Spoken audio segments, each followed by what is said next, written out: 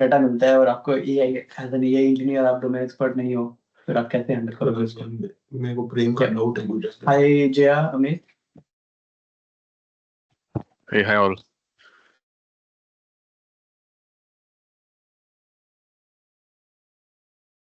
Jaya, we're just checking with the prem.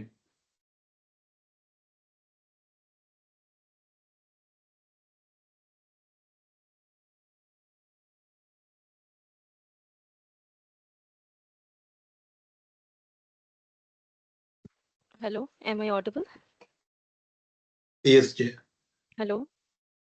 हाँ हाँ जय, हम लोग सुन Okay. सकते हैं। आज 2 बजे से नहीं होनी थी क्या क्लास? नहीं, नेक्स्ट वीक से भी। 1 तारीख से आपने कुछ बोला था ना, 1 तारीख से आपका स्टार्ट हो जाता है, 1 तो कल हो गई। नहीं, फर्स्ट वीक से बोला था। First Sunday of October.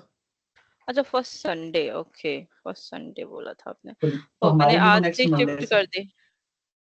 अच्छा अच्छा अच्छा, चलो ठीक है, कोई नहीं। अब वो क्लास मैंने ऊपर शिफ्ट कर दी 1 घंटा। मैंने 2 बजे ज्वाइन भी किया था। मैं भूल गई।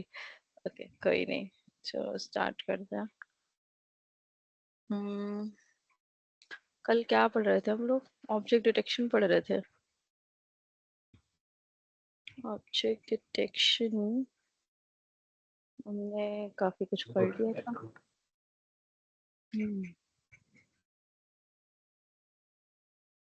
ओके, एलएमएस पे मैंने अपडेट कर दिया, देख लीजिएगा आप।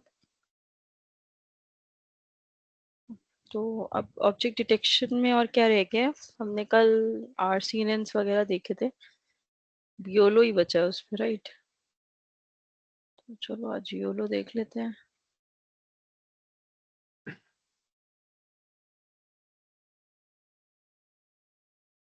एक्चुअली मेरा सिस्टम स्लाइड बनाने के बाद रीस्टार्ट हो गया, वो सेव नहीं हुई प्रॉपर।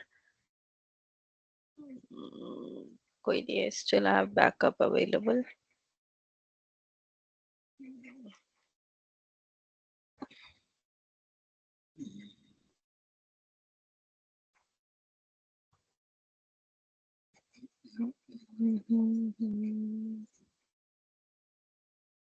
अच्छा,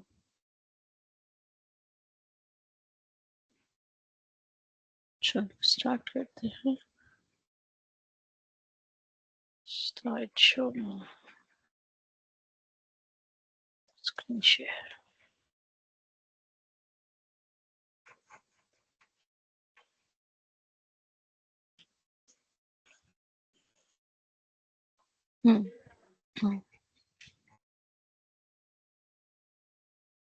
तो हमने ना ये वाली एल्गोरिथम पढ़ी थी, आरसीएनएन वाली।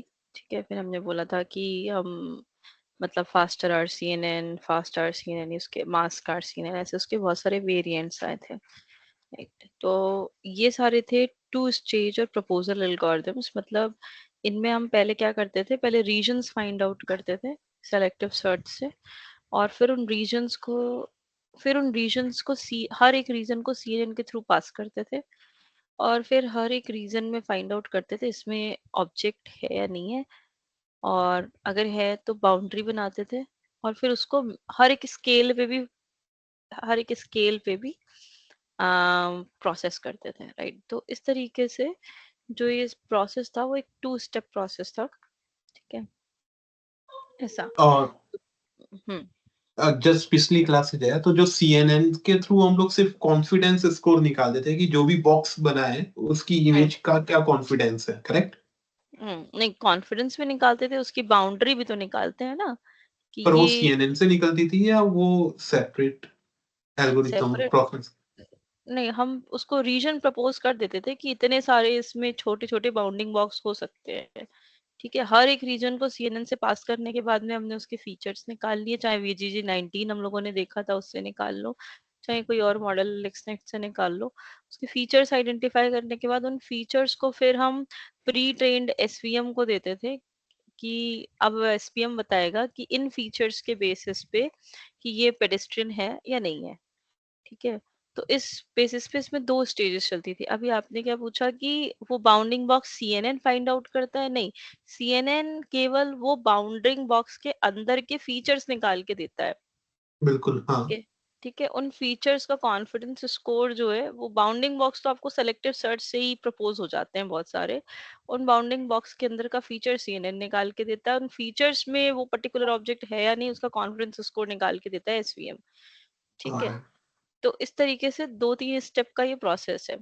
अब इस प्रोसेस में हमने हर एक जो बाउंडिंग बॉक्स था, हर एक स्क्वायर के अंदर के जो फीचर्स थे उन पे हमने एक बार फाइंड आउट कर लिया कि यहाँ पर है या नहीं है।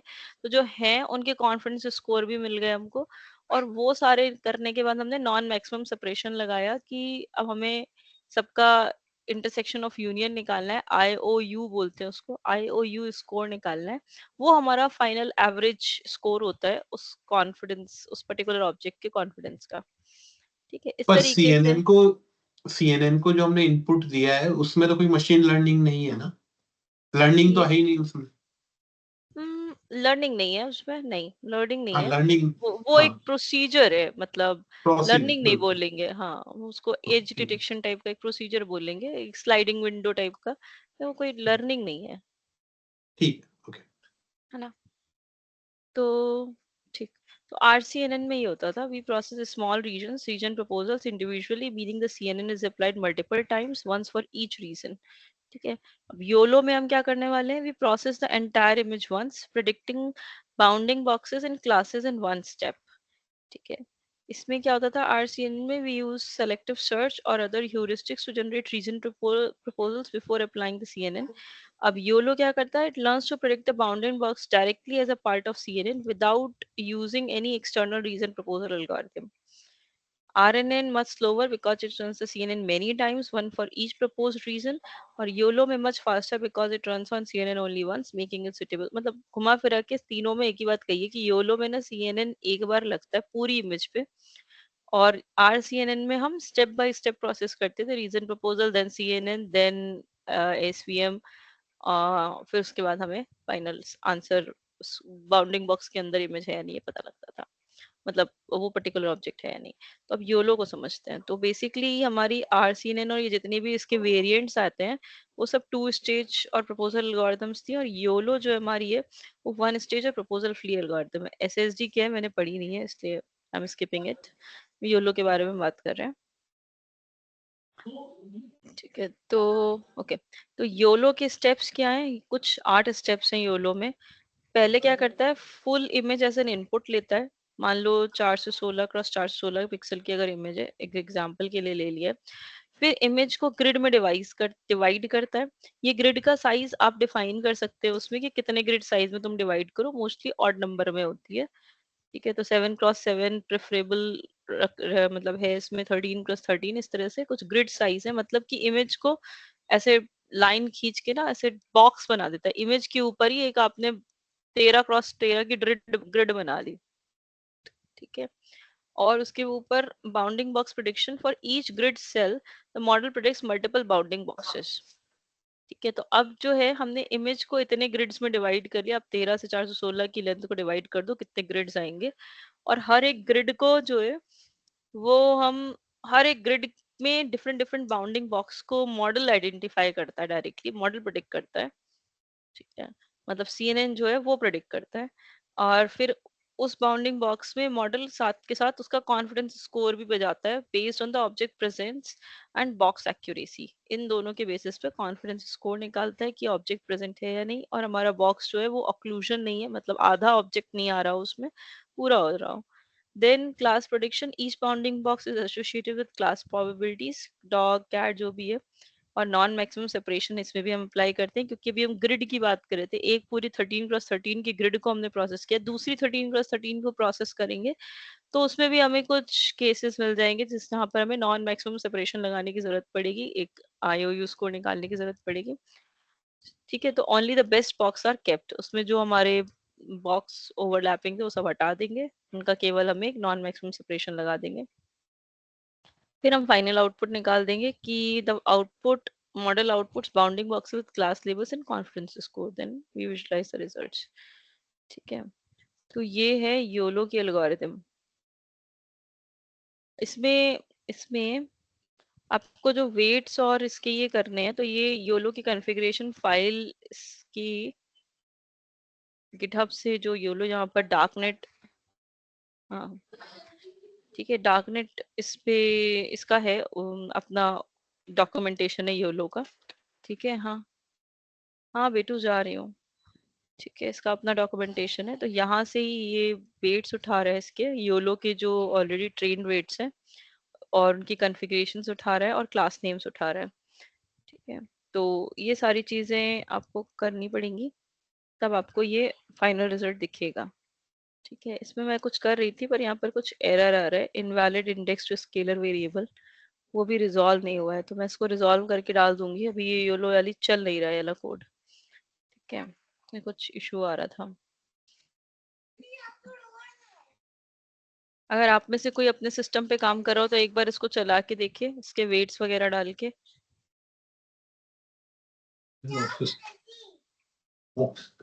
इस पे चला दो ना, तो हमारा एक कंप्यूटर है ये बड़ा। क्या हुआ? नहीं कुछ हाँ नहीं। जी, वो सोच रहे हैं हम चलाने की ना, आपने जो हाँ बोला। आप चलाओ, हाँ हाँ ना, अगर ये आपने नहीं ये चलता शेयर तो किया है? तो कॉपी कर हाँ दो ये ना मैंने फिर। कल ही शेयर किया हुआ है, हाँ, कॉपी कर दो। देख लेती हूँ एक अच्छा बार। सर, वैसे ठीक हाँ है, किया हुआ है। मुझे नहीं सब कॉपी कर।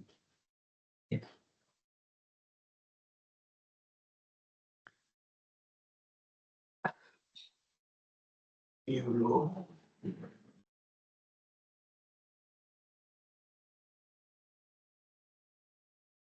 अच्छा ठीक है, और ये नहीं चलेगा तो उसको साथ में बैठ के थोड़ा वो करेंगे कि ये कहाँ अटक रहा है।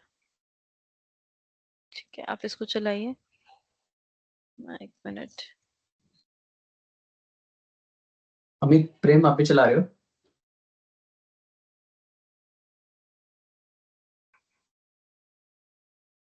नहीं आता। ओके। कॉपी बनाओगे मनीष, कैसे चला रहे हो? कॉपी बना ली। बनाओ अपनी ड्राइव।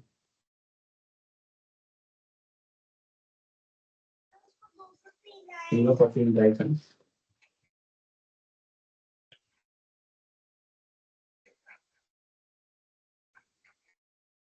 एक किताब।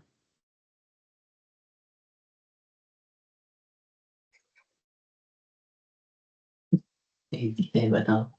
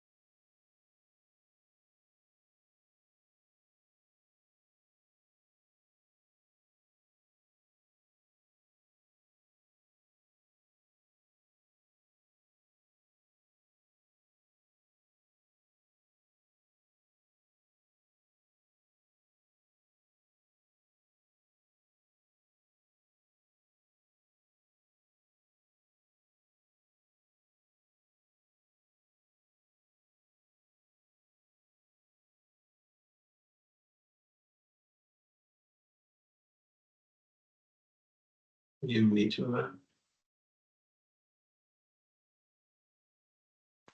हेलो, या जी चलाया। वो बुकलेट कॉपी कर रहे हैं जिन पर बुक अपनी उसमें अच्छा ड्राइव में। ठीक है। ये कॉपी कॉपी ड्राइव कर दूँ? ड्राइव में नहीं होगा। लोड करना हो, लोड करना। फिर वो उसकी दिक्कत आएंगी ना लाइब्रेरीज की। ये ओपन जाएगी तो।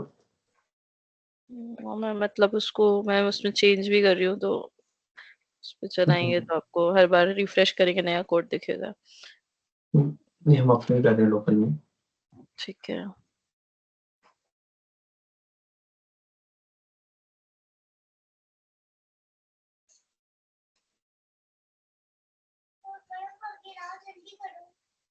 हाँ हाँ आ रही हूँ। स्क्रीन शेयर कर दे।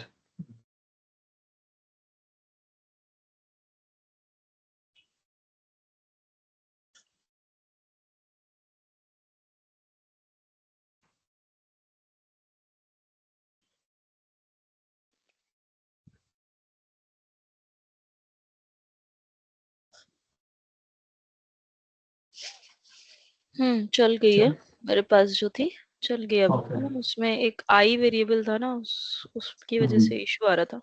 वो ऑलरेडी स्केलर था और उसको हम चेंज कर रहे थे एज ए स्केलर, जो कि नहीं होना था। ठीक है, तो ये चल गया है। इसलिए कर तुम अब तुम लाइब्रेरी होगी इसलिए ज्यादा ड्राइव पे चला दो, बट एनीवे सो गया। Thank you for not doing this. अभी अभी जरा जो मैंने नोटबुक शेयर की थी ना, उसको रिफ्रेश करिए, उसमें डालिए कोई इमेज, जब सब चलेगा, अब इशू नहीं आएगा। यहीं पे चला दे फिर। हाँ आपको मैंने चलाया हुआ है, मैं स्क्रीन शेयर करती हूँ, बट एक सेकेंड ना, मैं बच्चे कुछ मांग रहे हैं उसको दे रही हूँ, तक आप चला सकते हैं। मैं स्क्रीन शेयर कर देती हूँ। कहाँ गया ये लो। दिख रही है। यस या हम्म ये आपको दिख जाएगा, पर्सन, कार, ट्रक, कितना कॉन्फिडेंस स्कोर है, सबका आ रहा है। और इसने ऑब्जेक्ट्स भी आइडेंटिफाई किए हैं, पर्सीज और ये सब। हाँ, सब आइडेंटिफाई करता है योलो, मतलब ये बहुत ही अच्छी एल्गोरिदम है, बड़ा अच्छे से काम करती है। देखिए 99% हैंडबैग तक आइडेंटिफाई कर रहा है उसने। हम्म इसमें हम लोग इंडिविजुअल को भी आइडेंटिफाई कर सकते हैं। आप इंडिविजुअल नाम के साथ। हाँ, जैसे मान लो कि हमने किसी मॉडल को किसी हाँ पर्सन के अगेंस्ट। हाँ, ट्रेन करा है तो कर सकते हैं। मतलब ये, मतलब एक मेरे पास था एग्जाम्पल, उसमें बराक ओबामा को भी वो आइडेंटिफाई करा था बराक ओबामा के नाम से। तो मतलब ये आप कस्टमाइज मॉडल ट्रेन कर सकते हैं। इसके लिए योलो कस्टमाइज ट्रेन करने का ऑप्शन भी देता है। इसमें मैंने इस नोटबुक में नीचे डाला है, how to train your customize model, डाला था यार। अच्छा, वो मैंने हटा दिया। कोई नहीं, मैं डाल दूंगी how to train the customize model, वो भी मैंने डाला हुआ था इसमें। ये डाला हुआ होगा, अब नहीं है, बहुत बड़ा हो रहा था तो फिर इसलिए मैंने हटा दिया था, बट है उसका मेरे पास में right up. Actually label image करके एक टूल आता है, लेबल IMG करके। वो टूल से आप पहले एनोटेशंस जनरेट करेंगे। एनोटेशन मतलब बाउंडिंग, आपको बाउंडिंग बॉक्स इमेज कैसे आइडेंटिफाई करेगा, उसके लिए हमें बाउंडिंग बॉक्स के एनोटेशंस भी देने पड़ते हैं कि पर्सन जो है वो कितना टॉल है। जैसे पेडेस्ट्रियन में, तभी हम लोगों ने उस समय पे बोला था 64x128 का दे रहे हैं हम ऑब्जेक्ट का, मतलब जो साइज था पेडेस्ट्रियन का। क्योंकि मतलब अ, अगर ह्यूमन हमें डिटेक्ट करना है तो वो अगर पेडेस्ट्रियन है, चल रहा है, तो इतना टॉल होगा। तो ये एक्चुअली योलो जो है ना, वो एक एंकर भी यूज करता है। एंकर मतलब बेस अंडरस्टैंडिंग भी यूज करता है कि अगर ह्यूमन होगा, टॉल होगा, मतलब स्टैंडिंग होएगा, तो उसका जो बॉक्स होएगा वो लगभग लगभग इस साइज का बनेगा। तो वो वहां से भी थोड़ी मेमोरी उठाता है, इसको एंकर मेमोरी बोलते हैं, जो योलो यूज करता है। पर इमेज पे इसीलिए तो जैसे जैसे कोई 6 की पर्सन बात है। फर्दर अवे, जैसे अभी इसी फोटो में आपकी स्क्रीन पर है, जैसे वो कोई hmm, further person further away है तो वो छोटा दिखेगा, जो person further closer to the camera है वो तो बड़ा दिखेगा। एक ही वो भी एक ही इमेज, एक ही हमने थोड़ी उसको दिया है, मतलब एक ही इमेज ट्रेनिंग के लिए थोड़ी दी है। Very good. हमने बहुत सारी इमेजेस उसको ट्रेनिंग के लिए दी हैं, है ना, तो वो उसी हिसाब से उसका एस्पेक्ट रेशियो भी तो निकाल सकता है ना। या मेक सेंस या ओके। हम्म, तो ये हो गई योलो। तो अब हमारे पास ऑब्जेक्ट डिटेक्शन में YOLO is one of the best algorithms जो हमने देख ली है डिटेक्शन के लिए। अब इसी के बहुत सारे वर्जन्स आए हैं जिसमें स्पीड थोड़ी और स्पीड, मतलब योलो 9 तक आई थिंक या 11 तक आ चुका है। हमने जो देखा है दैट इज योलो 4, योलो 3। ठीक है, तो इसके लेटेस्ट वर्जन्स आप ट्राई कर सकते हैं। जिनके how to run those latest version, उनके यही वेट्स और CFGs निकालनी पड़ेंगी, उसको इसमें अपलोड करना पड़ेगा, फिर आपका वो वर्जन चलने लगेगा। थोड़ा बहुत चेंज होगा, जैसे यहाँ पर जो लेटेस्ट, मतलब ये i3 में था ना, यहाँ पे आई के बाद में एक 0 सबस्क्रिप्ट लगा हुआ था जिसकी वजह से ये चल नहीं रहा था। और आई वेक्टर नहीं है, आई खुद ही एक स्केलर वैल्यू है इसका लेयर के नेम के हिसाब से। तो वो चीजें थोड़ी बहुत आपको रेक्टिफाई करनी पड़ेंगी स्टैक ओवरफ्लो या GPT से अंडरस्टैंड करके, फिर ये चलने लगेगा। ठीक है, अब जो हमारे कोर्स सिलेबस के हिसाब से सीएनएन्स में बचता है, वो बचता है सेगमेंटेशन। ठीक है, तो सेगमेंटेशन का मैं बस आइडिया देके इसको एक इसके रिगार्डिंग मैं कोलैब आपकी उधर पे डाल भी दूंगी, सिमेंटिक सेगमेंटेशन या इंस्टेंस सेगमेंटेशन की Colab as a tutorial, as a self exercise.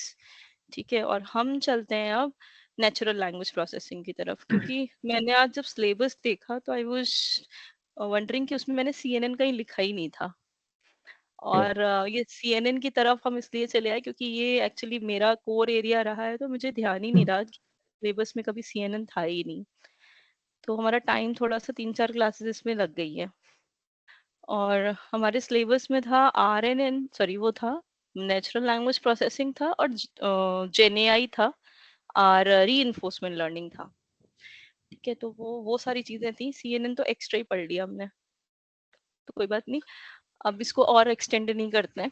Segmentation वाला जो है मैं फंडामेंटल आपको समझा देती हूँ, उसका एक छोटा सा नोट्स और उसकी रिलेटेड वन एक्सरसाइज मतलब कोलैब कोड जो है वो मैं डाल दूंगी आपके पोर्टल पे।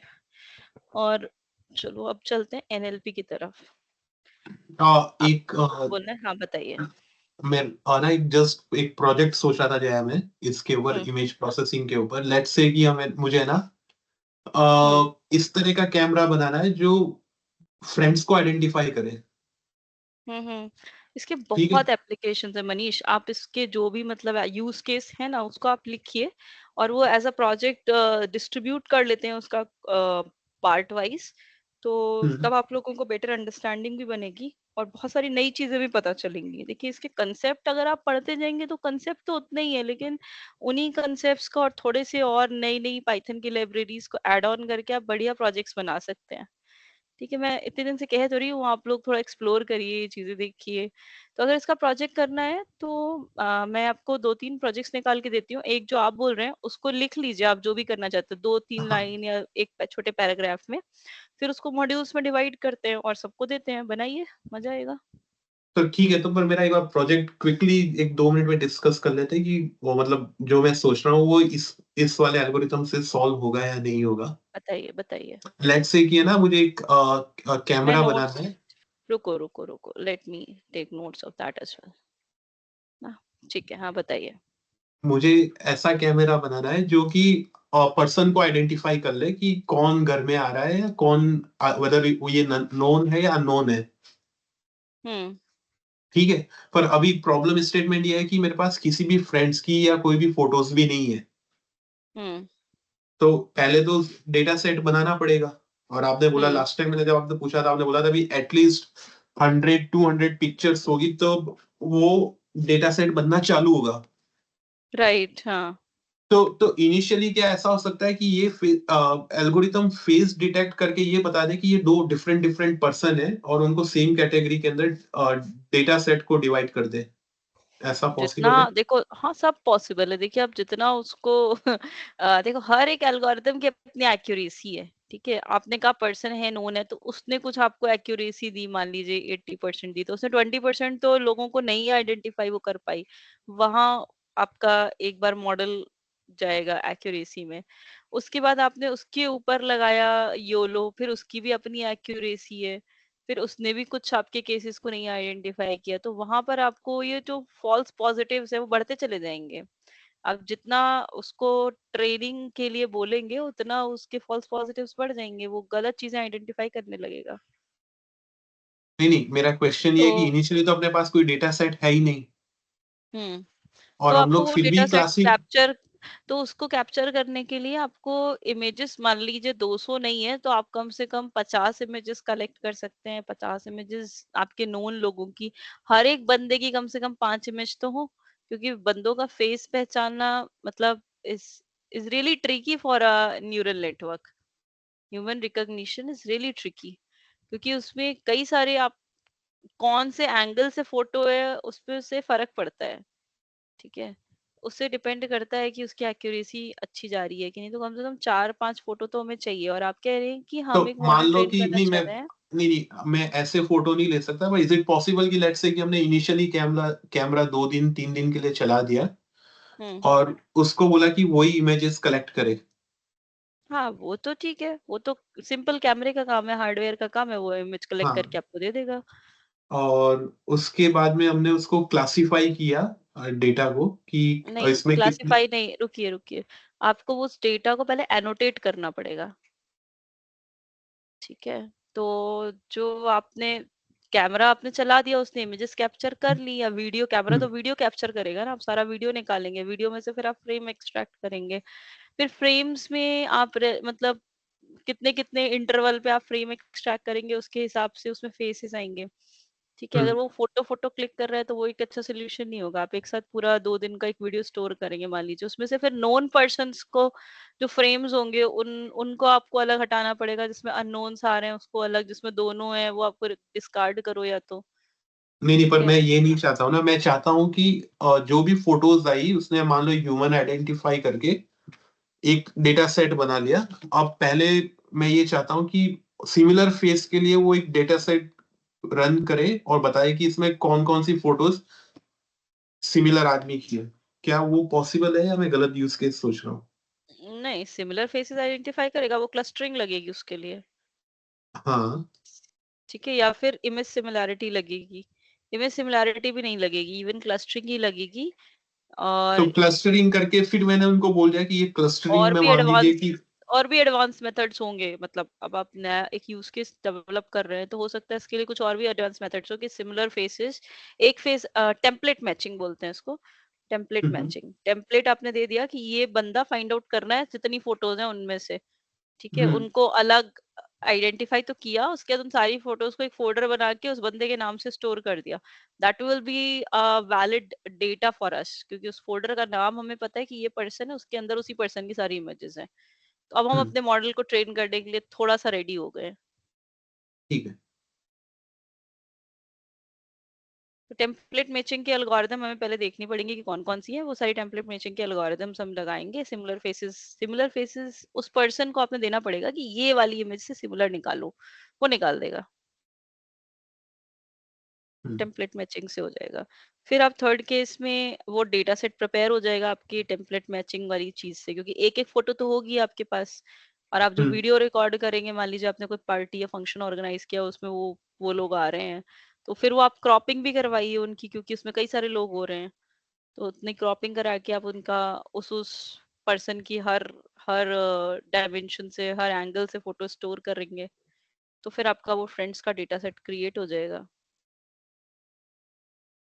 देन आपको एक मॉडल ट्रेन करना पड़ेगा जो केवल सिंपल क्लासिफिकेशन मॉडल होगा, जिसमें आप पर्सन, मतलब उसको आप 2-3 तरह से यूज कर सकते हैं। एक तो उसमें आप ये जो जितने भी फ्रेंड्स निकले हैं उनको आप नोन नाम के एक फोल्डर में डाल दीजिए, और हम्म, जो जो आप अलग से उस कैमरे को कहीं और भी इंस्टॉल करना पड़ेगा, पेडेस्ट्रियन जब जा रहे हैं आप कहीं घूमने तब भी कैप्चर करते जाइए थोड़ी बहुत कुछ फोटोज, अगर आपको अलाउड हो वहां पे। या किसी भी तरह से आपको अननोन लोगों की फोटो इंटरनेट से निकालिए, अननोन भी तो बताने पड़ेंगे ना, अननोन ये हैं हम्म, और नोन ये हैं, तो उसको दोनों टाइप के फीचर्स अंडरस्टैंड करने पड़ेंगे न्यूरल नेटवर्क को। तो अननोन वाला एक डेटा सेट बनाइए, तब जाके तब आपका मॉडल फिर रन कर जाएगा। मॉडल मतलब सीएनएन का, अब यहाँ पे प्लेन सीएनएन चलेगा, क्लासिफिकेशन का। और वो क्लासिफिकेशन होगा लॉजिस्टिक, मतलब बाइनरी क्लासिफिकेशन। तो मान लीजिए कि इनिशियली हमारे पास फोटोज नहीं थी, पर ओवर द टाइम तो फोटोज इकट्ठी होती रहेगी, तो क्या हम लोग मॉडल को बार बार ट्रेन करते रहेंगे ओवर द टाइम? हाँ, आप फाइन ट्यून कर सकते हैं। तो मतलब उसमें बेसिक से ट्रेन करने का, देखिए ट्रेन करने का मतलब ये है कि मॉडल को हम basic to advance level features से अंडरस्टैंड करा रहे हैं। बेसिक फीचर्स, एजेस रिजेस सारी होती है, एडवांस लेवल फीचर्स होते हैं, उन्हीं एजेस को कंबाइन कर करके कंप्लीट ऑब्जेक्ट फॉर्मेशन करना। अब उसके इंटरमीडिएट स्टेजेस इंटरमीडिएट लेयर्स में आती हैं, ठीक है? तो जब हम फाइन ट्यून करते हैं, मतलब बेसिक फीचर्स तो सब में लगभग वही होते हैं, एजेस तो सब में हम्म, होती ही हैं, रिजेस होती ही हैं, परपेंडिकुलर लाइन, डायगोनल लाइन से सब होते हैं, स्लैंटिंग लाइन सब होते हैं। तो हम बेसिक फीचर्स को जैसा था उसने पहले लर्न किया था उनको दोबारा से नहीं ट्रेन करवाते हैं, हम केवल लास्ट लेयर्स जो होती हैं उनको, आधी लेयर्स को फ्रीज कर देते हैं और आधी लेयर्स को ही केवल यूज करते हैं। तो यहाँ पर ट्रांसफर लर्निंग और फाइन ट्यूनिंग के कंसेप्ट आते हैं। ठीक है। चलिए मैं ट्राई ट्रांस करता हूँ इस पर। हाँ, तो अकेले करेंगे तो फिर ये होते रह जाएगा, इतना टाइम ही नहीं दे पाएंगे। और इसको करना है as a part of this curriculum only, तो फिर आपको स्टार्ट करना होगा इसको, मतलब प्रॉपर चंक्स में डिवाइड करके। एक बंदा जो डेटा सेट कलेक्शन करेगा उसका एनोटेशंस प्रॉपरली बनाएगा, दूसरा बंदा जो है उसको आगे लेके जाएगा जो आपके पास अभी। क्योंकि ये तो आपका कस्टमाइज हो गया, लेकिन इतने सारे यूज केसेस, इतने सारे इमेजेस ऑलरेडी इंटरनेट पे पड़े हुए हैं, डेटा सेट्स, जिन पे आप अभी भी प्रैक्टिस कर सकते हैं। जैसे कि इस समय हम्म, हेल्थ केयर में बहुत चल रहा है, तो हेल्थ केयर में पर्सन का आइडेंटिफिकेशन करना, मतलब ये जैसे आपने मतलब ये एमआरआई के स्कैन्स वगैरह पे चल रहा है कि इसमें ट्यूमर है या नहीं है, उस तरीके के बहुत सारे यूज केसेस चल रहे हैं। आई का चल रहा है, मतलब पर्टिकुलर उसको मोतियाबिंद का जो प्रॉब्लम है वो है या नहीं है, कैटरेक्ट्स बोलते हैं शायद उसको।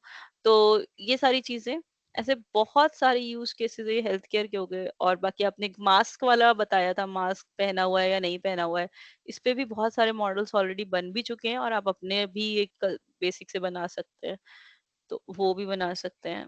ऐसे ही मतलब सर्विलांस कैमरा में ह्यूमन है या नहीं है, बस जितनी भी कैमरा के फोटोज आए उसमें से केवल इतना आइडेंटिफाई करना ह्यूमन है या नहीं। ये भी एक छोटा यूज केस है, but you will have a great learning जब आप इसको कंप्लीट बनाएंगे। तो बहुत छोटे छोटे यूज केस को भी अगर आप इम्प्लीमेंट करते हैं ना, हम जब उसको इम्प्लीमेंट करने जाते हैं तो पता चलता है कि उसके अंदर ढेर सारी समस्याएं हैं, जिनको सॉल्व करने के लिए we look for the options, और उस ऑप्शंस को देखने में ही हमारी अच्छी लर्निंग हो जाती है। तो मतलब उस तरीके का एक दो प्रोजेक्ट मैं, अगर आप लोग करने में इंटरेस्टेड है तो मैं दे सकती हूँ आपको बताओ टास्क सर। डिवाइड करके। बट हाँ, नहीं करना नहीं, होगा, फिर ये नहीं होगा बिल्कुल। कि अब टाइम नहीं मिल पाया, फिर वो सब नहीं चलेगा। नहीं नहीं, वो तो ये लोग थोड़े नाटक करेंगे ना, संभाल लूंगा इन लोगों को। नहीं, वो जगह पॉइंट सही है, या तो कमिट करना है तो करना है। कौन हाँ, कौन बट वो नाटक कर रहा है? कौन नाटक हाँ। ज्यादा करता है? मुझे मुझे ओवर द क्लासेस पता लग गया मनीष। देखो पूरा आपसे कमेंट है। ओके। नहीं, बट ये पॉइंट सही है, मतलब अगर कमिट करना है तो फिर हाँ करना है। जी, प्रेम भाई बोलो। हाँ अमित। अगले नेक्स्ट नेक्स्ट मतलब अगले हफ्ते से पक्का करेंगे, एक हफ्ते छोड़ के। एक हफ्ता हाँ, मतलब आप ये हफ्ता एक छोड़ देते हैं। हफ्ते ये से, नहीं, अगला हफ्ता अगला हफ्ते छोड़ के। शिफ्टिंग इसके। अच्छा ठीक चलो है, ठीक। अमित। आप ठीक है, ये अगला हफ्ता और एक हफ्ता जो भी है, इस बीच में आप हम्म। एटलीस्ट यूज केसेस प्रपोज कर सकते हैं। आप किस पे काम करना चाहते हैं? अगर आप अपना मे, कुछ मेरे मेरे इंटरेस्ट दिमाग का में लेके दो आ रहे हैं। प्रोजेक्ट्स हैं जया। कर देना ना, सारे हम्म कर देना। मेरे दिमाग में दो प्रोजेक्ट्स हैं जो मैं करना चाहता हूँ, हम्म और बाकी सबसे भी पूछ लेंगे। अमित ओके है ना? हाँ, आइडिया तो अच्छा है। I mean use cases can be so many, कितने आइडियाज है, अभी बट आप लोग अपने इफेक्टिवली। अपने हाँ, आइडियाज लेके आइए। मनीष के पास 2 आइडियाज है, वेल एंड गुड। मैं अब परसों एक मैं आइडिया सोच रहा था कि घर का रेनोवेशन जो करते हैं जनरली, हम्म हम लोग को आइडिया आता है कि ये इमेज पे हमें ऐसा कुछ कुछ करना है, तो विजुलाइज करने के लिए हम्म generally some smart way of putting that actually realistically अगर AI के थ्रू, तो that could be also one way to actually help. मतलब आर्किटेक्चरल डिजाइन के बेस पे आप बात कर रहे हैं? हाँ, घर मतलब का जो फॉर एग्जांपल नक्शा घर होता है घर में कुछ आर्किटेक्चर चेंजेस का, वो करने जो हैं, लैंडस्केपिंग करना है, कुछ चेंजेस करने हैं जो हम्म जो मुझे आप विजुलाइज कर आइडियाज सको पता कि है कैसे हाई लेवल, दिखेगा बट घर। आई वो फॉर एग्जांपल, बट हम्म। उस कुछ वो एक्चुअल विजुलाइज करके वो आइडिया पे कैसे लग रहा है, या फिर खुद से कुछ प्रपोज करे, लेआउट देख के, राइट, ऑल दैट स्टफ। हाँ, आप जो कह रहे हैं ना वो इमेज जनरेशन का काम है, और अच्छा। ये जो है वो हम अभी कर रहे हैं, वो बस इमेज पहले से हाँ, है आइडेंटिफाई जनरेटेड। कर। हम हाँ। क्लासिफिकेशन कर रहे हैं, या रिकॉग्निशन, मतलब क्लासिफिकेशन, रिकॉग्निशन। मैं आपको अलग अलग टर्मिनोलॉजीज बताती हूँ जिससे आपको डिफरेंस भी हम्म। पता चलेगा। हम्म। रिकॉग्निशन, हम डिटेक्शन, ठीक है, हम ज्यादा से ज्यादा जाएंगे तो सेगमेंटेशन तक, हम्म। मतलब कि फोरग्राउंड और बैकग्राउंड को हटाना, ये हो गया हम्म। सेगमेंटेशन। आप जो हम्म। कह रहे हैं वो बिल्कुल अलग डायरेक्शन में जा रहा है। और इमेज जनरेशन का काम जो है वो आपका उस पे होता है, गैन्स कर देते हैं। इसके लिए हम्म। आपको एक अलग आर्किटेक्चर पढ़ना पड़ेगा। अभी हमने CNNs पढ़े, हम RNNs पढ़ेंगे। और इनके बीच में ऑटो इनकोडर्स भी आए थे, मतलब हम्म। CNN और RNN के कॉम्बिनेशन से बनते हैं ऑटो इनकोडर्स। और ऑटो इनकोडर्स का भी एडवांस वर्जन है गैन। फिर वेरिएशनल ऑटो इनकोडर्स और गैन्स, ये दोनों लगभग सिमिलर काइंड ऑफ रिजल्ट्स देते हैं। तो ये डिफरेंट टाइप के आर्किटेक्चर का ही काम होता है इमेज जनरेशन। फिर अब आज के जमाने में बिल्कुल लेटेस्ट में आ गए ट्रांसफॉर्मर्स। जो हम्म, जेनी ठीक है। में यूज होते हैं। हाँ, जो जेन एआई में यूज होते हैं, जो बर्ट वगैरह के ट्रांसफॉर्मर्स हैं, उसके ट्रांसफॉर्मर्स का एडवांस वर्जन्स आए हैं, विजन में भी आए हैं, विजन बेस्ड ट्रांसफॉर्मर्स भी आ गए हैं। सबसे पहले एनएलपी से स्टार्ट हुए थे ट्रांसफॉर्मर्स, फिर वो धीरे धीरे रिसर्चेस के बाद में विजन बेस्ड भी आ गए। तो विजन बेस्ड ट्रांसफॉर्मर्स जो है वो आपका जनरेशन करने में सक्षम है, तो वो जनरेशन कर सकते हैं। अच्छा, तो और आप जो यूज केस बोल रहे हैं उसके ऊपर ऑलरेडी टूल्स भी बने हुए हैं, और वो मोस्टली कैड कैम की डिजाइन्स के थ्रू होता है। जो कैड कैम वाले मैकेनिकल के सॉफ्टवेयर्स होते हैं, कैड शायद आपको पता हो, हाँ, हाँ जो हाँ कैड पुराने कैम होते सुना है? हैं।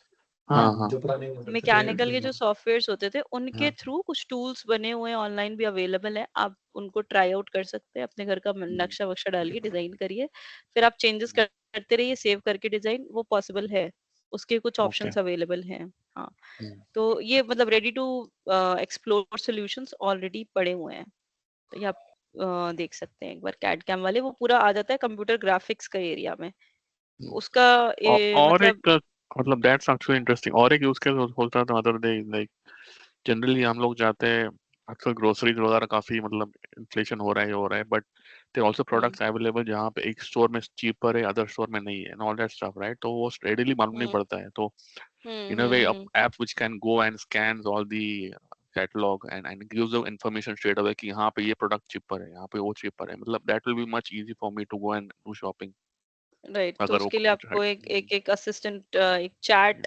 असिस्टेंट टाइप का चाहिए ना, जो आप उसको क्वेश्चन करें और फिर वो जाके सर्च करे अलग अलग सोर्सेज में, amazon की वेबसाइट पे, या जितने भी आपके पास स्टोर्स के आइडियाज हैं। तो मतलब मैं मेरा ग्रोसरी लिस्ट डाल लूंगा और वो बोलेगा कि हाँ यहाँ से यहाँ ये इफेक्टिवली मेरे एरिया में, यहाँ पे पास में, या जो भी है ऐसे कुछ। दैट माइट हेल्पफुल हो सकता है।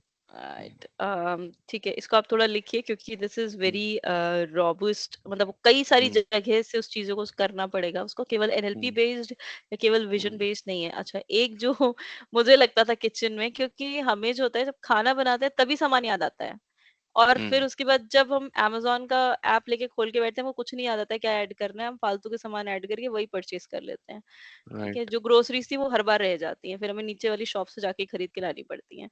तो मतलब मैं चाहती थी हमारे घर में एक ऐसा एक छोटा सा केवल वो, मैं बोलूं रिकॉर्डेड बेस्ड हो, केवल वॉइस रिकॉग्निशन करे, जो बोल रही हूँ उसको लिख ले, और वो मैसेज मेरे मेरे या तो फिर वो आगे एक्सटेंड कर सकते हैं, वो मेरे व्हाट्सएप पे आ जाए कि हमको ये ग्रोसरी लिस्ट ऑफ ग्रोसरीज तो आ जाए, हमको याद ही नहीं आता है बाद में, और या फिर या आगे उसको एक्सटेंड कर सकते हैं, फिर वो आप जो एप्लीकेशन बोल रहे हैं फिर उससे लिंक हो जाएगा, फिर वो ग्रोसरीज कहाँ कहाँ मिल रही हैं, उसका नियरेस्ट क्या चीपेस्ट प्राइसेस हैं, नियरेस्ट लोकेशंस बताए, है ना, तो वो आगे लिंक हो सकता है। तो एक बड़ा एप्लीकेशन है, बट मेरा तो यहाँ से शुरुआत हुआ था, मैं केवल बोल दूं क्योंकि उस समय कोई लिखने वाला नहीं होता, हम दिमाग में रख ही नहीं पाते, किसी और चीज में व्यस्त हो जाते हैं। हमको तो एक ऐसा स्मार्ट डिवाइस बनाना था, केवल नोटपैड। बताइए। एक यूज केस जो है जया, वो है शेयर ट्रेडिंग के ऊपर, कि मान लो कि मेरे पास शेयर्स का जो कैंडल चार्ट जो आता है ना, लेट्स से कि वो जनरेट होए जा रहा है एवरी सेकेंड एवरी मिनट, जो कि जनरली शेयर्स के साथ में जो डेटा आता है, मुझे उसमें ना पैटर्न आइडेंटिफाई करने ग्राफ्स के, क्योंकि पर्टिकुलर ग्राफ्स जब ग्राफ बनता है तो लोग बोलते हैं कि किस ग्राफ के ऊपर हमें खरीदना है, किस किस ग्राफ के ऊपर हमें बेचना है, सेल बाई का एंट्री पॉइंट एग्जिट पॉइंट क्या होगा, वो आइडेंटिफाई करना है। टाइम सीरीज की एनालिसिस होती है यहाँ पे, और उसके लिए आपको आरएनएन थोड़ा बढ़ना पड़ेगा, फिर आरएनएन से बात और आगे जाएगी, ये वाली टाइम सीरीज वाली। आप एक दिन हम लोगों ने थोड़ा सा डिस्कस भी किया था, लेकिन वही है कि ये जो ग्राफ्स के आपको ग्राफ एनालिसिस करनी है, उसके लिए ये ग्राफ अच्छा है कि नहीं, वो किसके रिस्पेक्ट में एनालिसिस करे, उसका कुछ पास प्रीवियस डेटा होना चाहिए ना, कि ये पहले अच्छा था, बिल्कुल, तो वो इसको ग्राफ अच्छा के बोलते हैं। पैटर्न्स अवेलेबल है, ग्राफ्स के पैटर्न्स अवेलेबल है कि किस तरह के ग्राफ में ये लोग प्रिडिक्ट करते हैं कि जब पर्टिकुलर ग्राफ बनेगा तो उनको सेल करना है या बाई करना है, वो उनको वो ग्राफ्स का पैटर्न पहले से अवेलेबल है। ठीक है, अगर ऐसा है तो फिर हम लोग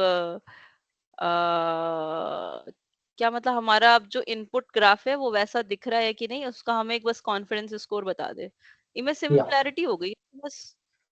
मतलब हाँ, इसके लिए मतलब हमें हम एडवांस लेवल पे जाने की क्या जरूरत है, अगर हमारे पास बेसिक ग्राफ्स अवेलेबल हैं तो हमें और हमारे पास मतलब ग्राउंड ट्रूथ्स हो गए, वो बेसिक ग्राफ्स ये आपके हो गए।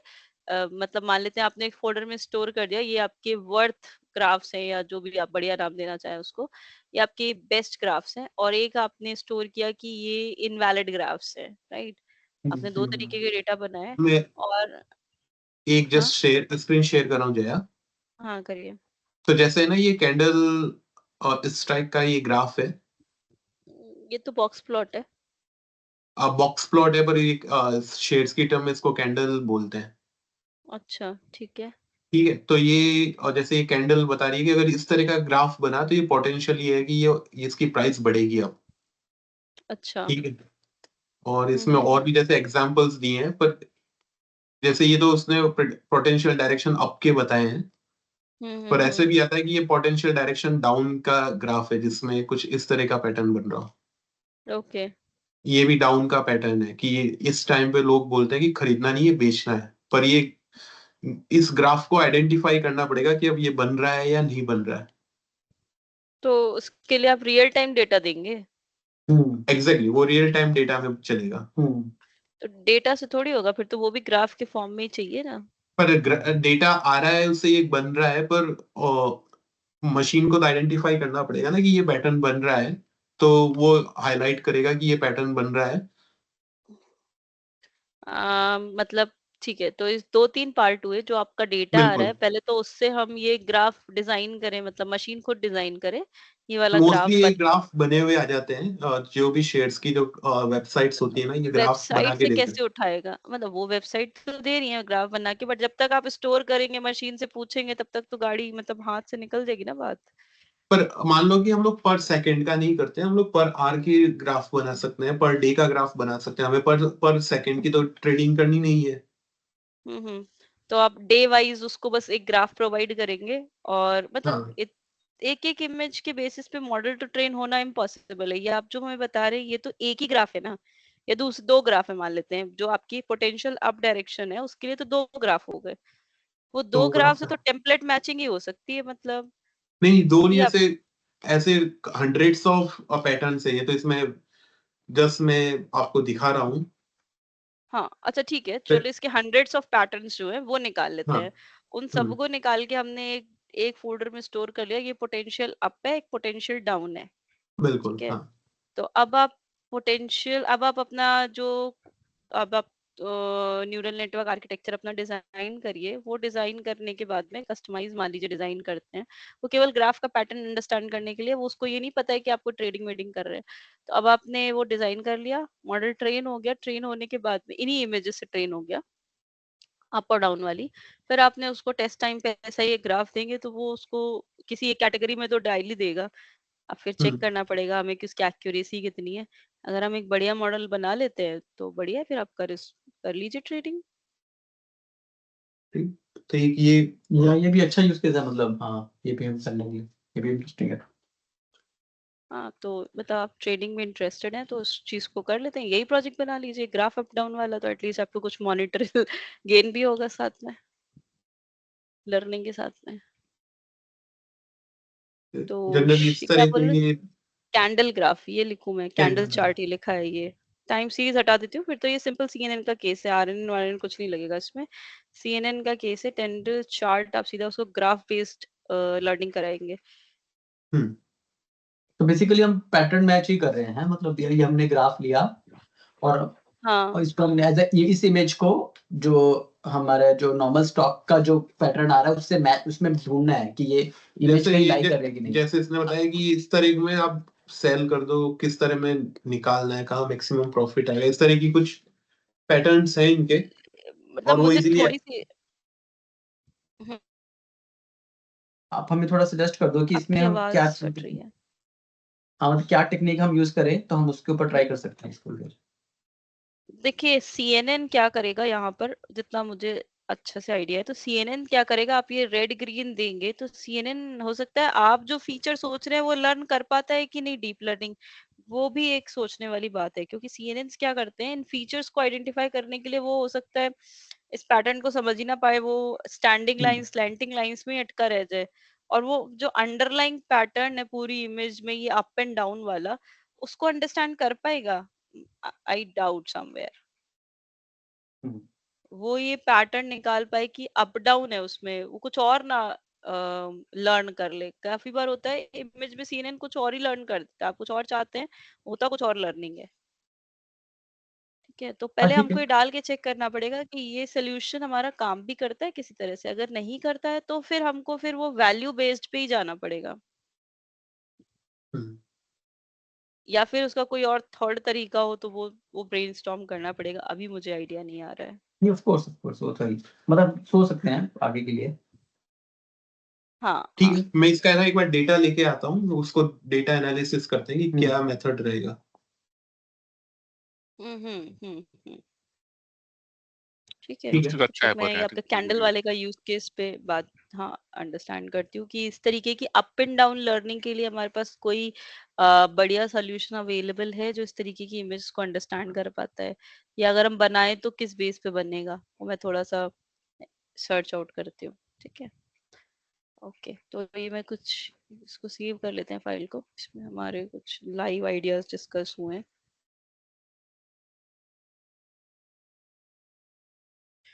बस आपके फोल्डर में चली जाएगी जिससे नेक्स्ट टाइम पे कुछ ढूंढने पड़े तो निकल आए। ओके, तो चलो अब हमारा, ठीक है, तो एनएलपी स्टार्ट करते हैं। और नेक्स्ट टू नेक्स्ट वीक जब भी आपको स्टार्ट करना हो ये सारा चीज बता दीजिएगा। उसके पहले हम लोग को थोड़ा सा डॉक्यूमेंटेशन बनाना पड़ेगा इसका कि हम लोग क्या करना चाह रहे हैं, क्या क्या स्टेप्स होंगे। So I will prepare the document, और अगर उसको डिवीजन कर सकते हैं हम ग्रुप्स में, दो दो टीम्स में, वैसे प्रोजेक्ट इम्प्लीमेंट होगा तो अच्छा रहेगा। ठीक है भाई, तो आ गए नेचुरल लैंग्वेज प्रोसेसिंग में।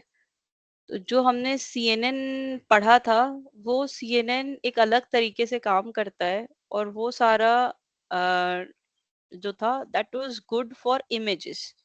ठीक है, इमेजेस के लिए क्यों अच्छा था, क्योंकि हम उसमें कर्नल बेस्ड फिल्टरिंग करते हैं, कर्नल की एक या स्लाइडिंग विंडो की एक फंडामेंटल यूज करते हैं, और उसके बेसिस पे वो पूरी इमेज को स्कैन करके रिजल्ट्स देता है।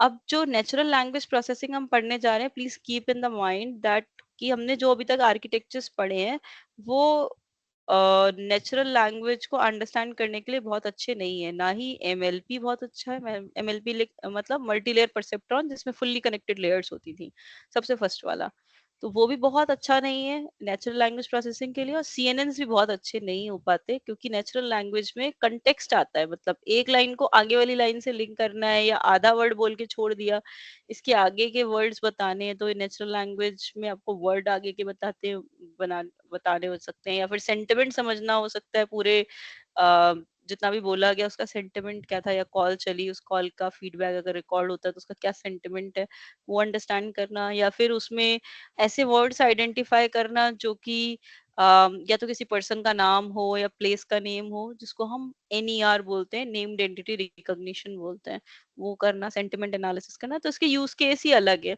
सीएनएन के यूज केसेस बिल्कुल अलग थे, इसके यूज केसेस बिल्कुल अलग है, इसलिए इसका आर्किटेक्चर भी जो हम आगे जाके पढ़ेंगे वो बिल्कुल अलग होगा। ये जो अभी हम लेक्चर पढ़ रहे हैं वो हम बेसिक बिल्कुल समझ रहे हैं कि वर्ड या सेंटेंस को एक एक कंप्यूटर अंडरस्टैंड कैसे करता है, उसको क्लियर आउट कैसे करता है, उसमें से कौन से काम के वर्ड्स हैं वो कैसे निकालता है, क्या वो आर्टिकल्स को भी प्रोसेस करता है। इस तरीके के जो हमारे अंदर डाउट्स होते हैं उसको रिजॉल्व करने के लिए हम ये क्लास पढ़ रहे हैं। ठीक है, एक बिल्कुल बेसिक फंडामेंटल एनएलपी अंडरस्टैंडिंग का लेक्चर है। इसके बाद हम आर्किटेक्चर पढ़ेंगे जो इस तरीके के एनएलपी को प्रोसेस करते हैं।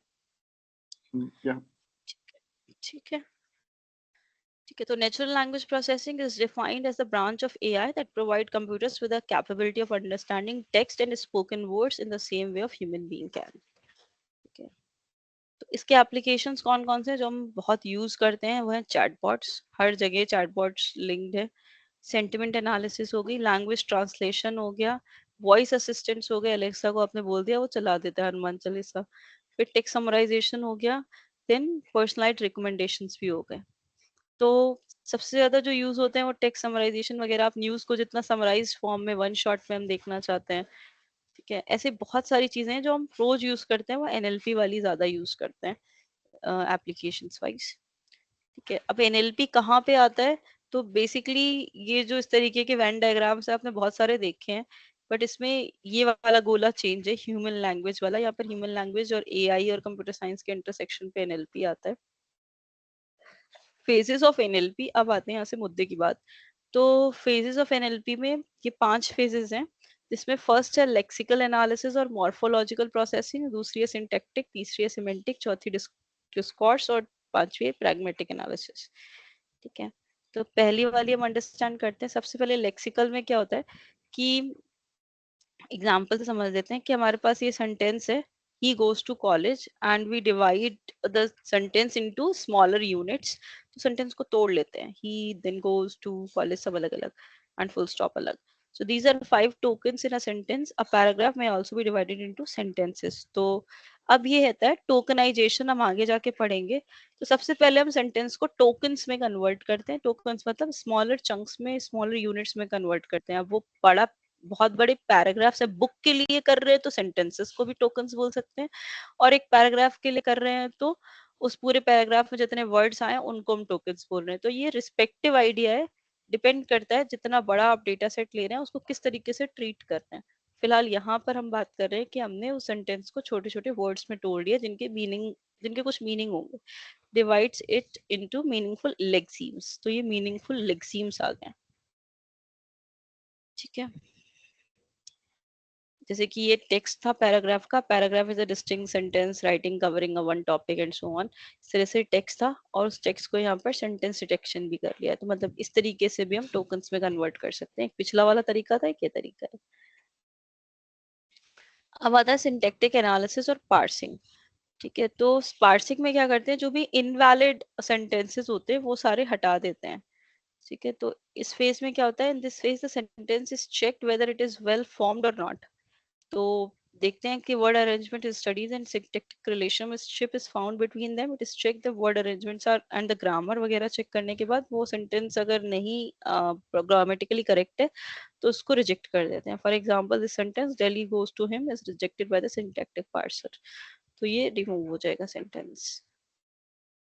Third phase is semantic analysis. In this phase the sentence is check for the literal meaning. ठीक है, तो I Hi at there. Hot. हाँ जी बोलिए। आप पिछली स्लाइड पे जाएंगे। हम्म तो जो हम लोग सिंथेटिक एनालिसिस करते हैं या फ्रेजिंग करते हैं, तो हर लैंग्वेज की पार्सर पहले से अवेलेबल होता है या वो भी लैंग्वेज प्रोसेसिंग का पार्ट है? नहीं, अवेलेबल मतलब होते सॉरी, हैं। मशीन लर्निंग का पार्ट है। नहीं, मशीन लर्निंग का पार्ट नहीं है, वो सारे बना कर रखे हुए हैं। मशीन लर्निंग का पार्ट बस इतना होगा इसमें कि हम टोकन्स में कितने बढ़िया से कन्वर्ट कर रहे हैं, और उनको टोकन्स में कन्वर्ट करने के बाद में मतलब ये सारे बेसिक स्टेप्स हैं। ये स्टेप्स के लिए हमारे पास ऑलरेडी स्पेसी और एनएलटी के लाइब्रेरीज है जिनमें ये स्टेप्स एज अ लेमेटाइजेशन और ये सारे प्रोवाइड किए हुए हैं। और मशीन लर्निंग जो है वो तो हमें किसी पर्टिकुलर वर्ड के लिए हमें लर्न कराना है कि अब ये सेंटेंस किस तरीके के सेंटिमेंट रिप्रेजेंट कर रहा है। तो फिर हम उसके लिए मशीन लर्निंग लगाएंगे, हैप्पी सेंटिमेंट है या सैड सेंटिमेंट है या एंगर सेंटिमेंट है, इसमें कौन सा सेंटिमेंट है, वहां पर मशीन लर्निंग का पार्ट आएगा। लेकिन ये वर्ड अंडरस्टैंडिंग के जो बेसिक स्टेप्स हैं, इसके लिए हमारे पास पाइथन की 2 अच्छी लाइब्रेरीज हैं, स्पेसी और एनएलटी के। इनमें दोनों में इनके सारे बेसिक स्टेप्स की प्रोसेसिंग के लिए अलग अलग फंक्शंस बने हुए हैं। इसके लिए मशीन तो लर्निंग नहीं मान लगाया। लीजिए इंग्लिश का नहीं और मुझे हिंदी का करना है, लेट्स से संस्कृत का करना है, तो उनके भी पार्सर और लाइब्रेरीज अवेलेबल मिल जाएगी या? इंग्लिश की तो मिल जाएंगी, और तो एक्सप्लोर किए नहीं है हमने, तो वो देखनी पड़ेंगी। और नहीं मिलती है तो फिर उसको बनाना पड़ता है, वो भी फिर आपका सारा मॉडल मतलब ये सब डेटा प्रिपरेशन के ही काम में आ जाएगा, डेटा सेट प्रिपरेशन में वो देखनी पड़ेंगी। मतलब चलो। फ्रेंच जितनी वेल डिफाइंड लैंग्वेज है ना, मतलब ऑल ओवर द वर्ल्ड जो यूज होती है, उनके तो लोगों ने बना के रखे हैं। लेकिन अगर आपको संस्कृत वगैरह का ढूंढना, आई डाउट कि मिल सकता है इजीली। किसी ने कुछ तो किया होगा, बट कहाँ अवेलेबल है नहीं पता है अभी। क्या आपने चैट जीपीटी से अभी तक संस्कृत में कुछ पूछा है, उसने रिप्लाई किया है? हेलो। जय, इन्होंने इंग्लिश में कभी पूछा चैट जीपीटी से, मनीष जी ने? क्या फायदा, मेरे से क्यों पूछ रहे हैं? चैट जीपीटी से पूछेगा। ये भी ठीक है आपके नहीं नहीं मैं को पायलट यूज करता है। वो मतलब पूरा विकिपीडिया पूरे गूगल के डेटा से ट्रेंड है, मैं तो मासूम सी जानू उसके सामने। That was a good one. चलो, ठीक ठीक है। है। फॉर एग्जाम्पल हाँ, सिमेंटिक एनालिसिस में क्या होता है, जो वर्ड्स में जिसका सिमेंटिक कुछ नहीं बन रहा है, मीनिंग कुछ नहीं निकल रहा है, डजंट मेक एनी सेंस, उस तरीके के जो वर्ड्स सेंटेंसेस हैं वो रिजेक्ट हो जाते हैं। ठीक है, जैसे यहाँ पे लिखा है कलरलेस ग्रीन आइडिया, यहाँ पे लिखा है आई ईट हॉट आइसक्रीम, तो ये सब फालतू टाइप के सेंटेंसेस रिमूव हो जाते हैं। मतलब हम फाइनली जाके उन्हीं सेंटेंसेस का टोकनाइजेशन फाइनल करते हैं जाके, जो कि प्रॉपर ग्रामेटिकली करेक्ट होते हैं, जिनका मीनिंग कुछ होता है, उनको ही। ठीक है, ओके। डिस्कोर्स इंटीग्रेशन, तो इसमें क्या होता है कि जैसे कि ये वर्ड है दैट, तो इसका जो दैट है वो पीछे वाले सेंटेंस में किसको रेफर कर रहा है, वो दैट का कंटेक्स्ट समझने के लिए डिस्कोर्स इंटीग्रेशन है। मतलब इससे निकलता है। तो ये जो है ना, ये अलग अलग फेजेस हैं। मतलब ये एग्जैक्टली आपको जब कोड कर रहे होंगे ना, तो आपको ये दिखेंगी कहीं नहीं, क्योंकि हो सकता है किसी एक फंक्शन में ही दो तीन फेजेस कंबाइन करके लगी हो, तो आपको ऐसे अलग अलग हो सकता है। मतलब ये वाला फंक्शन लेक्सिकल एनालिसिस के लिए यूज हुआ, ये सिमेंटिक के लिए, ऐसा कुछ दिखेगा नहीं। ठीक है, तो एनईआर जैसे पूरा एनईआर का ही एक मॉड्यूल ही बना दिया एनएलटीके ने या स्पेसी ने, तो उसके अंदर आपको कहाँ दिख रहा है, कहाँ लेमेटाइजेशन हुआ, कहाँ डिस्कोर्स इंटीग्रेशन हुआ, कहाँ क्या हुआ, कुछ पता नहीं चल रहा है।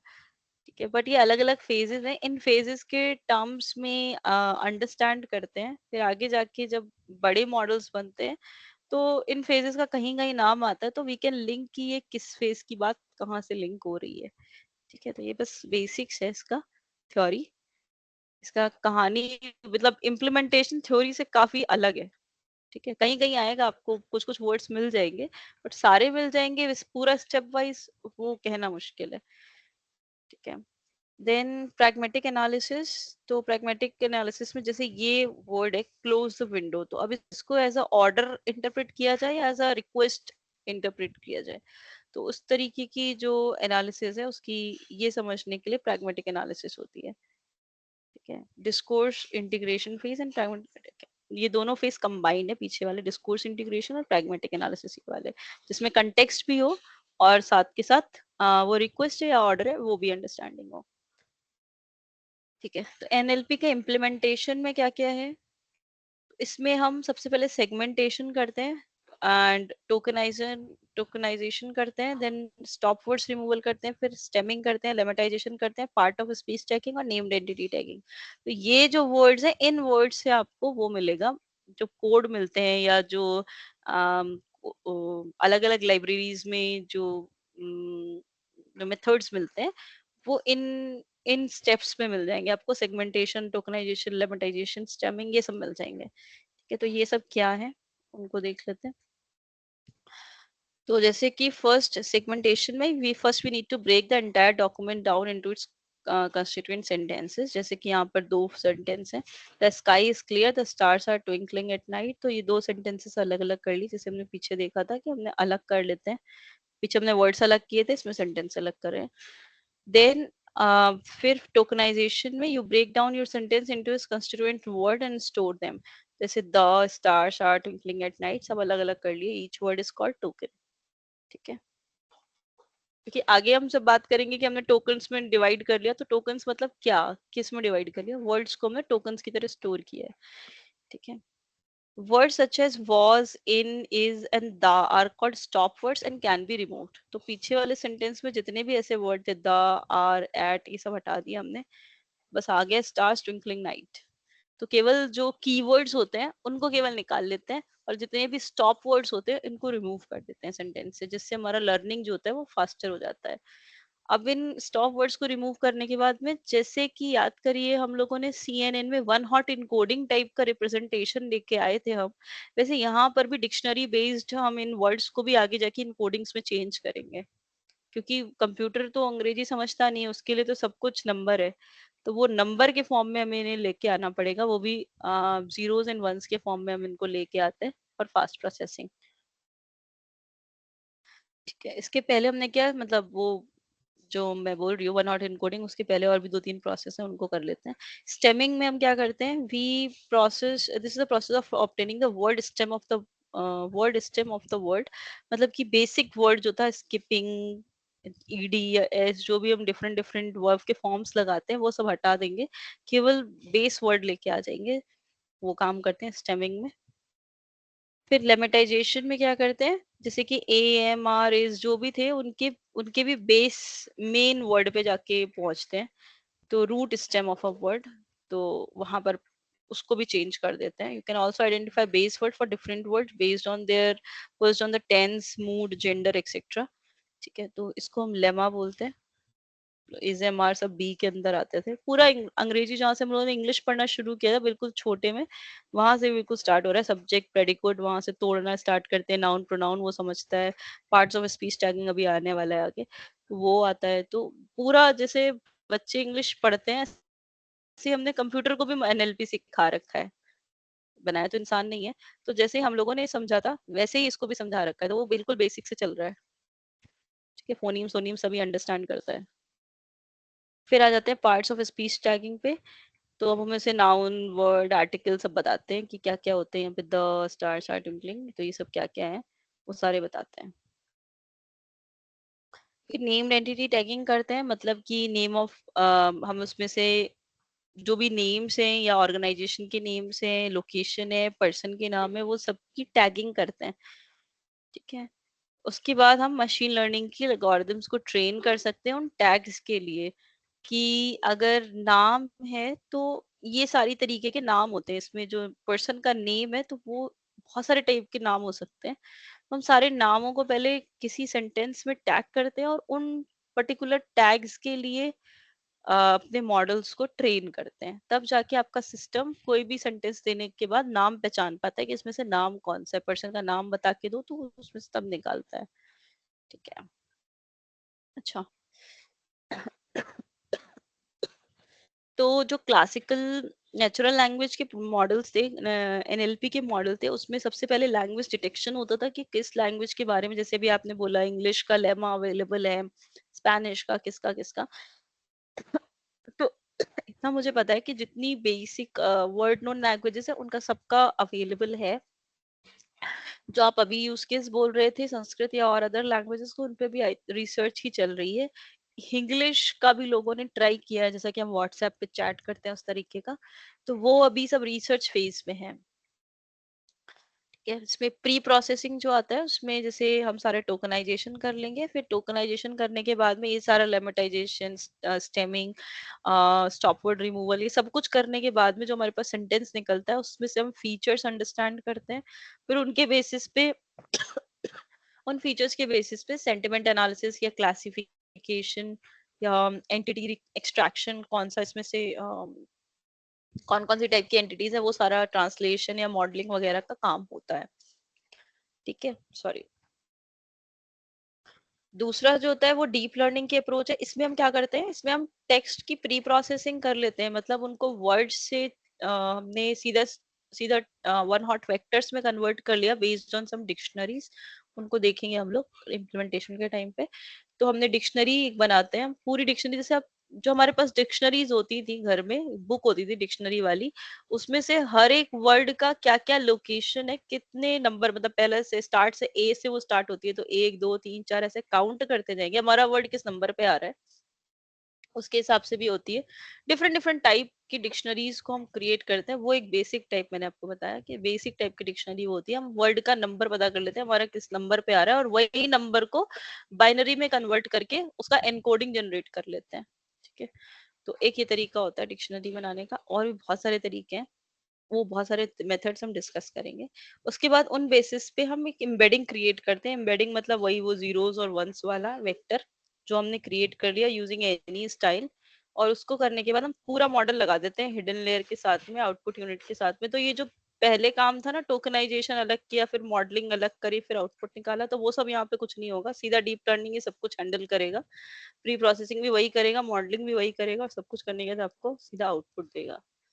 ठीक है, तो जो हमारी मशीन लर्निंग और जो डीप लर्निंग पढ़ने के बाद जो डिफरेंस आया था वही डिफरेंस आपको यहाँ पर मिलेगा। मशीन लर्निंग में हमने एक एक चीज को क्यूरेट खुद से किया था, एक एक फीचर को अंडरस्टैंड करते थे, काम का है कि नहीं, फीचर एनालिसिस करते थे, ये रखना है या हटाना है, वो सब खुद करते थे, और फिर मॉडल को सीधा रिक्वायर्ड फीचर्स देने के बाद फिर हम नॉन लीनियर और लीनियर बाउंड्री क्रिएट करवाते थे। तो यहाँ पर भी वही डिफरेंस आपको मिल रहा है क्लासिकल एनएलपी और डीप लर्निंग बेस्ड एनएलपी में।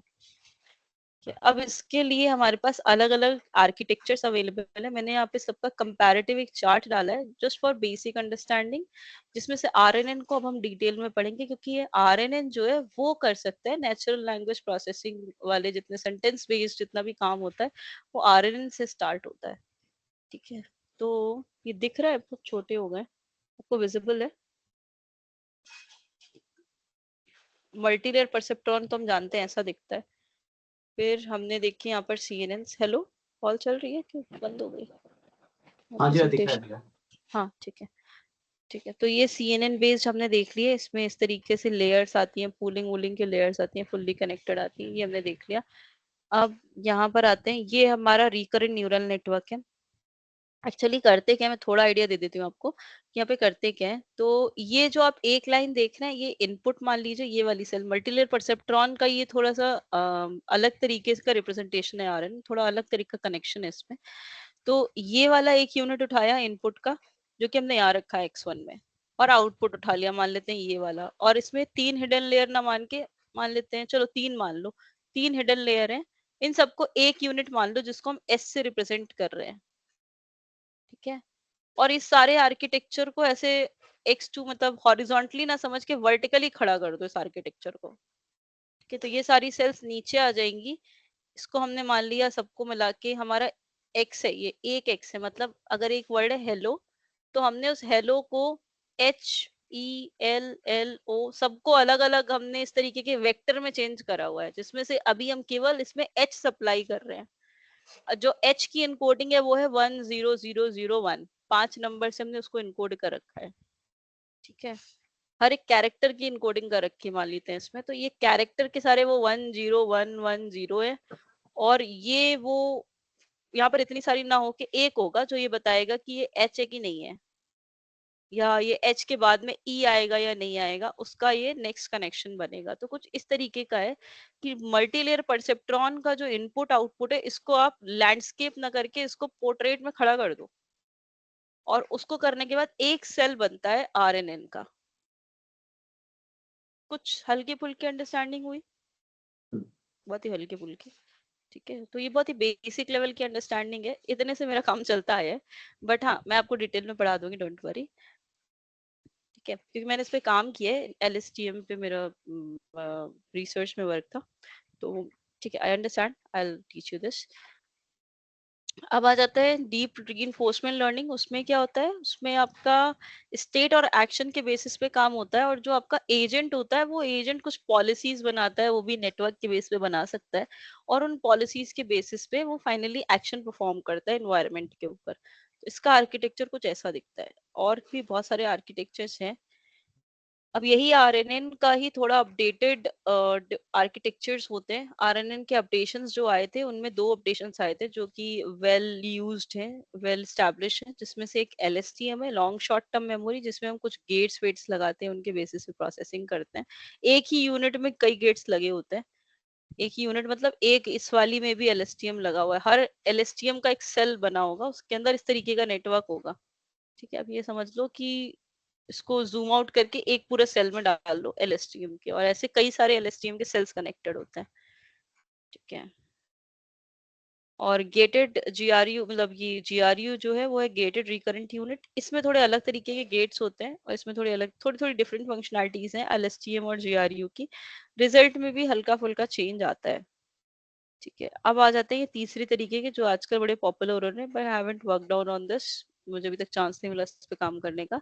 ये है ग्राफ न्यूरल नेटवर्क। इसमें हम नोड्स और एजेस के बेसिस पे नेटवर्क को डिजाइन करते हैं। ठीक है, तो ये कई टाइप के आर्किटेक्चर्स थे जिनका मैंने एक शॉर्ट व्यू दिखा दिया है। इसमें से हम कौन कौन से पढ़ने वाले हैं, तो हमने ये पढ़ लिया है, हम ये भी पढ़ेंगे, हम ये पढ़ेंगे, फिर उसके बाद हम इन दोनों को पढ़ेंगे, और फिर हम यहाँ आ जाएंगे डीप रीइंफोर्समेंट लर्निंग में। है, तो NLP थोड़ा सा मतलब हम सारी इसकी अंडरस्टैंडिंग करने के बाद then we will look into deep RL क्या होता है, फिर उसके बाद में हम चले जाएंगे मॉडल डिप्लॉयमेंट और उन सारी चीजों के ऊपर। ग्राफ न्यूरल नेटवर्क नहीं पढ़ने वाले, ये हम छोड़ने वाले हैं।